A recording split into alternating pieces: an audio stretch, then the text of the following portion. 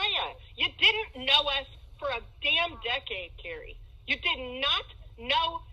You didn't know anything about my relationship with Phil either. To walk in with that man who beat me that bad and would not pay child support all those years. To get that man off from owing 10 years of child support, he didn't even care about Kaya. You wait for it. Because he conned you and his new wife? Give me a break. And that's not their daughter. They've only been together 4 years, Carrie. That's not his kid. You're going to lie and say that's his daughter? You're getting sued and they're getting sued.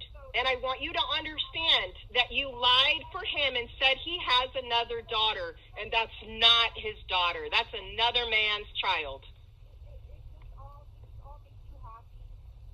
Carrie, you got it, Carrie.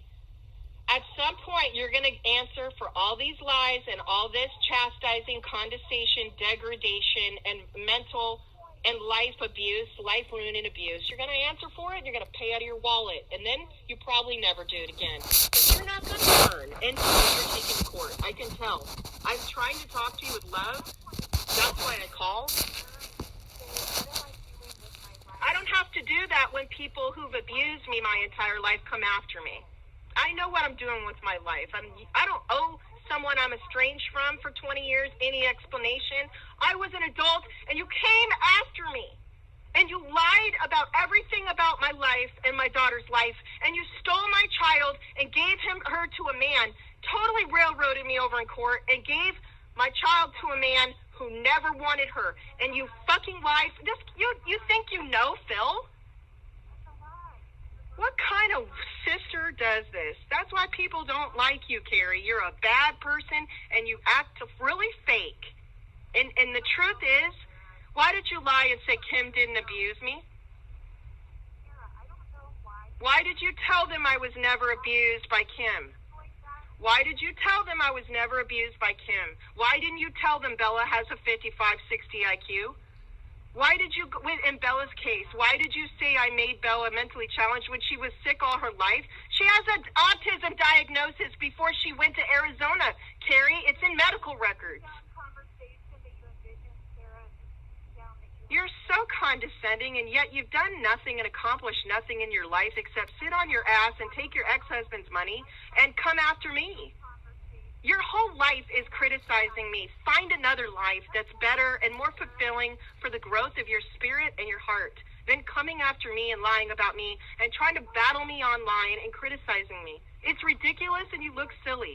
You're not a fine artist. You're a portrait photographer, I guess.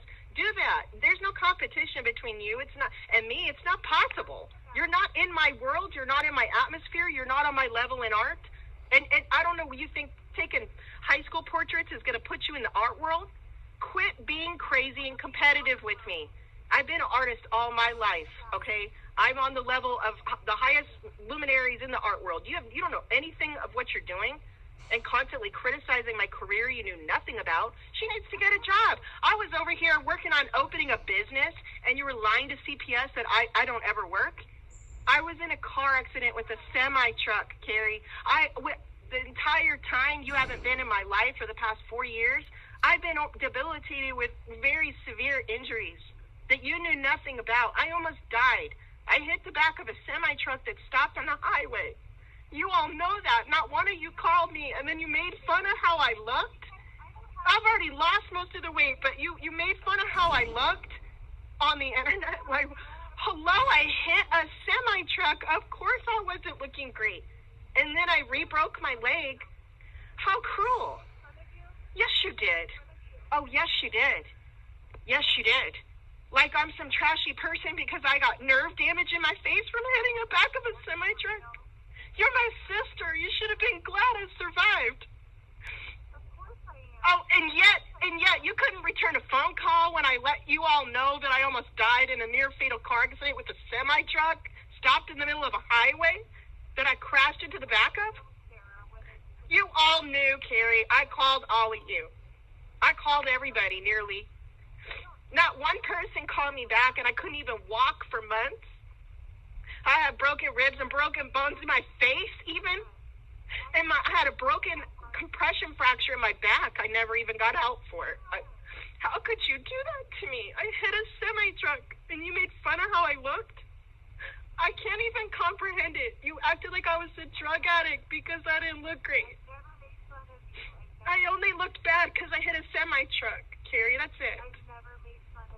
You all did. Well, that's not what Phil told me, and it's recorded.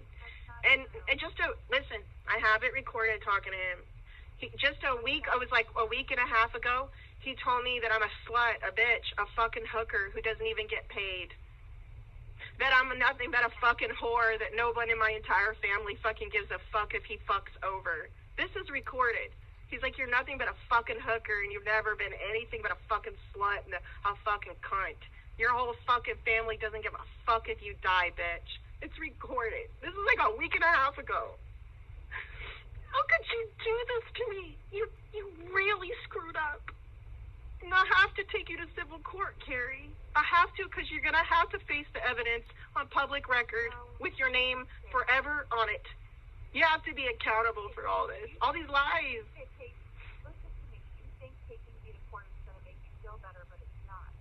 Well, you know what, Carrie? I don't think you're in a position to tell me what makes me feel anything. You don't know me for 20 years. And you don't know me because you took the side of a child molester over me and my kids. And you helped brainwash my mentally challenged kid and say I abused her and I did all these things that I never even did to her. I could pass a lie detector test, can you? Let's take lie detector tests today. Let's together take lie detector tests.